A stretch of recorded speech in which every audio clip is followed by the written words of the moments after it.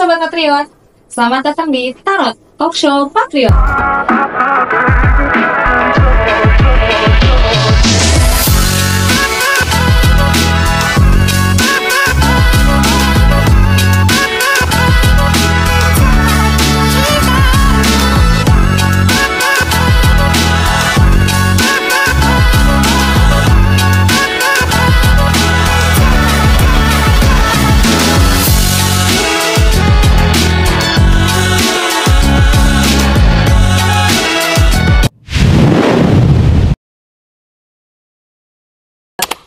Pada episode kali ini, kita akan membahas topik yang sangat penting dan bermanfaat bagi Sobat JKN. Bersama saya Ruth, hari ini kita akan membahas waspada modus penipuan mengatasnamakan BPJS Kesehatan. Mengapa ada kasus tersebut dan bagaimana cara mengatasinya? Yuk kita bahas lebih lanjut dengan narasumber yang sudah hadir di tengah kita, yaitu Pak Hendy Himawan. Boleh perkenalan diri dulu Pak, silakan. Terima kasih Mbak Ruth. Perkenalkan saya dengan Hendy Himawan. Saya dari bagian mutu layanan pesertaan sebagai koordinator di kantor komunikasi. Terima kasih, Pak Hendy. Baik, kita balik ke tema hari ini, yaitu waspada penipuan mengatasnamakan BPJS Kesehatan. Sebagian besar dari kita mungkin sudah tahu bahwa BPJS Kesehatan memberikan jaminan kesehatan bagi seluruh peserta di Indonesia. Tapi tahukah Anda bahwa banyak oknum di luar BPJS Kesehatan yang memberikan efek peneroran kepada peserta BPJS Kesehatan, sehingga ada banyak sekali peserta BPJS yang merasa dirugikan terkait dengan hal ini. Seperti apa sih motif penipuan ini? Yuk kita bahas topiknya pada hari ini. Pak Hendy, bisa dijelaskan lebih dulu Pak, apa saja modus penipuan yang paling umum mengatasnamakan BPJS Kesehatan yang paling sering terjadi belakangan ini? Kalau belakangan ini biasanya ya, yang pernah saya beberapa temukan di lapangan adalah pasti yang ada hubungannya terkait dengan dana bantuan, ya pertama. Kedua, ada juga yang saya dapatkan terkait penyalahgunaan obat. Mungkin itu ya, itu yang pernah saya. Yang belakangan terjadi sih yang terkait dana bantuan itu agak sering. Oke, dana bantuan sama penyalahgunaan obat ya Pak ya. Oke, biasanya Pak, kenapa sih penipu itu sering menggunakan nama BPJS Kesehatan untuk melakukan aksinya Pak? Jadi gini Mbak, kalau terkait kenapa sih sering, mungkin karena kita itu kan mempunyai dengan program JKN ini kan mempunyai cakupan yang sangat luas ya. Cakupannya luas, terus masyarakat banyak juga yang menggunakan. Jadi mungkin menjadi apa ya istilahnya, si penipu itu modus operandinya akan lebih mudah gitu loh, karena luas, siapa aja dia bisa mencari dengan mudahnya gitu. Dan mudah dipercaya. Karena pasti digunakan oleh masyarakat yang banyak. Baik. Terus Pak, dalam beberapa kasus penipuan ini kan sering dilakukan melalui SMS, telepon, kemudian juga ada media sosial. Biasanya seperti apa sih Pak modus tersebut dilakukannya? Baik, dari beberapa yang pernah saya temukan di lapangan itu biasanya contoh misalnya untuk kasus permintaan penerimaan bantuan ya, penerimaan bantuan. Jadi peserta ini diiming-imingi terkait bahwa karena terdaftar sebagai peserta JKN maka peserta ini berhak menerima bantuan sebesar sekian. Padahal memang sebetulnya dari kami dari BPJS Kesehatan itu tidak ada program terkait bantuan dana ya sampai saat ini untuk terkait misalnya karena Anda terdaftar di BPJS Kesehatan maka jadi seakan-akan Anda mendapatkan bantuan dana sosial sebesar sekian gitu kan, kayaknya sampai saat ini bukan dari kami ya. Terus kemudian biasanya juga yang pernah saya temukan itu melalui WA misalnya, melalui WA mengatasnamakan dia ke peserta bahwa sebagai petugas BPJS, bahkan membawa-bawa petugas kepolisian tuh, seakan-akan dia menjadi petugas polisi. Dia sudah berani pakai video call melalui WA-nya. Jadi melalui video call, jadi meyakinkan peserta kita bahwa telah terjadi penyalahgunaan obat tadi misalnya ya. Kemudian setelah dipastikan lagi pesertanya pasti terintimidasi tuh, ya kan, sudah merasa oh ya saya sudah melakukan penyalahgunaan obat. Akhirnya diintimidasi oleh yang bersangkutan, bahkan seakan-akan dilaporkan ke kepolisian. Jadi yang melakukan V-call-nya justru pakai seragam polisi, padahal bukan kepolisian. Jadi membuat peserta percaya ya Pak ya? Membuat peserta jadi percaya bahwa itu memang, wah ini resmi nih, seakan-akan resmi, padahal tidak. Mungkin itu ya beberapa. Pak, tapi kalau untuk dari BPJS Kesehatan sendiri itu pernah terima laporan nggak sih Pak? Laporan resmi dari korbannya, dari korban penipuan itu? Ada beberapa yang pernah melaporkan ke kantor ya. Itu kasusnya waktu itu ya, 2 kasus tadi, ada yang menerima bantuan sama yang penyalahgunaan obat. Itu terjadinya dia mengakunya lokasinya di daerah Bandung. Padahal yang bersangkutan belum pernah gitu loh berobat ke sana, tapi dia bisa percaya gitu. Anehnya juga gitu ya, mungkin Terus itu. penanganannya gimana Pak? Ya sampai saat ini kita terima ya laporan dari masyarakat, terutama yang ke loket layanan kami di kantor BPJS Kesehatan, tetap kita terima, kita lihat. Nah biasanya nanti apabila ini ada hubungannya dengan kasus pidana ataupun perdata, ya kami bisa mengarahkan ke peserta untuk melaporkan ke kepolisian, karena nanti ranahnya sudah harus ditindaklanjut oleh pihak kepolisian. Baik, Pak. Siapa sih Pak yang paling rentan jadi target penipuan ini? Ada nggak segmen-segmen masyarakat tertentu yang sering kali menjadi korban penipuan ini? Pertama biasanya justru dia menyasar, kalau saya lihat ya, menyasar yang peserta-peserta yang mungkin dia tidak aware terkait teknologi ya. Contohnya misalnya ada beberapa peserta kita yang misalnya mungkin kata kerennya gaptek kali ya. Gaptek, terus dia menyasar seperti itu karena biasanya contoh yang modus bantuan ya, dia biasanya mengirim SMS atau melalui WA ataupun melalui, yang saya tangkap udah pernah melalui WA atau melalui Telegram bahkan.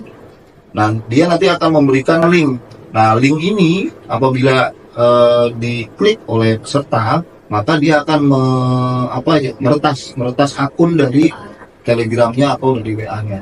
Jadi seakan-akan jadi nanti mereka akan menghubungi kontak-kontak yang ada di akun itu. Terus ada lagi yang ini ya, segmennya misalnya yang pernah saya terima sih yang pensiunan ya. Oh iya, ya pensiunan. Yang kalau tadi yang pensiunan itu biasanya kan mereka lebih, orang-orang tua kan biasanya lebih tertib ya. Maksudnya kalau ada diancam begini udah takut duluan dong. Padahal kan bukan dari kita gitu kan. Sifatnya pengancaman yang penyalahgunaan obat. Akhirnya melapor dan sini kena. Oke.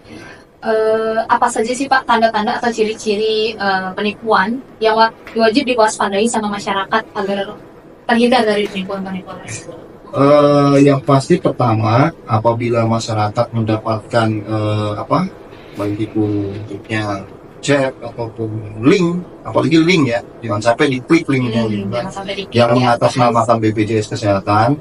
Pertama yang harus dilakukan, tolong dicek lagi, dikonfirmasi ulang. Caranya gimana? Bisa melalui BPJS Care Center 165 atau bisa melalui kantor cabang BPJS Kesehatan terdekat ya. Pastikan dulu bahwa yang Bapak Ibu terima ini memang betul dari BPJS Kesehatan, karena jangan sampai melakukan, entah kalaupun ada permintaan pembayaran misalnya atau melalui nomor rekening, jangan dipercaya dulu ya, harus divalidasi dulu. Jadi perlu validasi memang dari peserta untuk memastikan. Itu aja sih. Berarti harus ada validasi ya Pak. Ya. Untuk cara validasinya bisa telepon ke call center di 165 atau datang ke kantor cabang terdekat ya Pak ya. Oke, Pak, ada banyak modus penipuan yang meminta data pribadi atau meminta peserta untuk mentransfer sejumlah uang. Bagaimana cara masyarakat bisa mengenali bahwa itu adalah penipuan?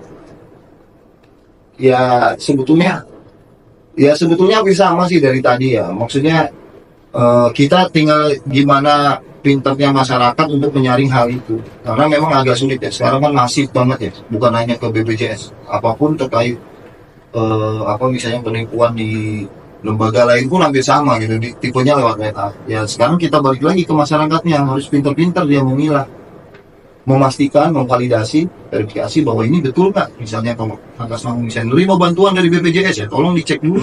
Jangan main misalnya, Bapak sebelum nerima bantuan silakan transfer dulu ke ini, karena kita dulu nggak pernah seperti itu. Oke. Berarti BPJS Kesehatan itu tidak pernah mengarahkan peserta untuk transfer ke rekening pribadi ya? Tidak pernah. Ataupun misalnya meminta data terkait data identitas pribadi tidak. Paling kalau misalnya ada itu kita biasanya semacam informasi saja. Informasi terkait misalnya tunggakannya misalnya. Tidak diminta data identitasnya karena kami kan sudah pegang ya. Iya betul. Jadi kalaupun ada informasi terkait dengan tunggakan, petugasnya tidak memberikan nomor rekening untuk pembayaran ya Pak ya? Tidak menggunakan nomor rekening. Mohon jadi catatan juga nih. Jadi biasanya pembayaran iuran itu, khususnya iuran BPJS Kesehatan itu biasanya menggunakan virtual account. Tapi jangan salah, ada juga penipuan yang menggunakan virtual account. Jadi pastikanlah, yang pasti harus memvalidasi dulu ya. Jangan sampai kita main transfer atau bayar sesuatu tapi tidak dikonfirmasi ke kanal-kanal yang memang sudah resmi ya. Baik kanal pengaduan atau informasi. Oke, Pak Hendi, terima kasih banyak ya Pak. Kayaknya sedikit banyak udah oke banget nih penjelasan dari Pak Hendi. Kalau misalnya untuk BPJS Kesehatan itu memang tidak pernah menawarkan dana-dana bantuan ataupun penyalahgunaan obat ya Pak ya. Jadi kalau misalnya menerima informasi-informasi seperti itu sebaiknya divalidasi ulang ya Pak ya. Oke, baik Pak Hendi, ada nggak kiat-kiat atau tips dari Pak Hendi agar peserta atau masyarakat ini terhindar dari penipuan-penipuan yang mengatasnamakan BPJS Kesehatan? Oke. Sebetulnya bukan hanya ke BPJS ya. Kalau saya lihatnya modus penipuan yang terjadi sekarang itu sebetulnya ragamnya hampir sama gitu loh. Terkait pengiriman blast ataupun SMS ataupun WA ataupun ya kiat-kiatnya paling gini. Kita harus lihat dulu ya. Pertama, kalau kita dapat pesan apapun yang berhubungan dengan mendapatkan uang atau apa, pertama jangan senang dulu ya. Karena harus dikonfirmasi lagi, dipastikan lagi, divalidasi ulang lagi bahwa hal tersebut betul. Karena kan kita biasanya ya kalau udah dapat, apalagi Anda dapat hadiah, itu udah senang duluan, jangan senang duluan. Pastikan dulu. Kemudian lihat dari mana ini pengirimnya, ya kan? Apakah betul dari katakanlah sosial media yang media sosial yang resmi misalnya. Misalnya kalau BPJS kan pasti kita punya Instagram resmi, Facebook ada, TikTok ada, yang lengkap lah. Nah itu apakah betul resmi dari lembaga yang memberitahukan bahwa Bapak Ibu telah mendapatkan hadiah? Itu harus divalidasi. Kemudian hal yang terakhir harus diingat, jangan mudah melakukan pembayaran entah itu dalam bentuk transfer atau apa kalau belum dipastikan ya. Artinya sih itu sih sebetulnya itu perlu banget hati-hati kepedulian kita ya terhadap informasi yang masuk ataupun apapun lah tawarannya, bentuk tawarannya dari luar yang ke kita ya kita harus validasi ulang ya guys, jangan mudah percaya. Oke, baik Pak Hendi. Ya. Terima kasih ya Pak ya. Ya, sama-sama Aru. Itu dia pembahasan kita tentang waspada penipuan mengatasnamakan BPJS Kesehatan. Dengan adanya informasi podcast ini, harapannya dapat memberikan sudut pandang baru dan insight baru seputar oknum-oknum yang mengatasnamakan BPJS Kesehatan ya Pak ya. Semoga dengan informasi yang sudah disampaikan menjadikan Sobat JKN lebih waspada dan lebih berhati-hati ketika dihubungi oleh pihak-pihak ilegal yang mengatasnamakan BPJS Kesehatan. Terima kasih sudah mendengarkan podcast Tarot kita hari ini. Jangan lupa untuk follow podcast dan sosial media Patriot JKN agar tidak ketinggalan info menarik lainnya. Sampai jumpa di episode selanjutnya. Sobat JKN tetap sehat dan tetap semangat, tetap waspada. Dadah!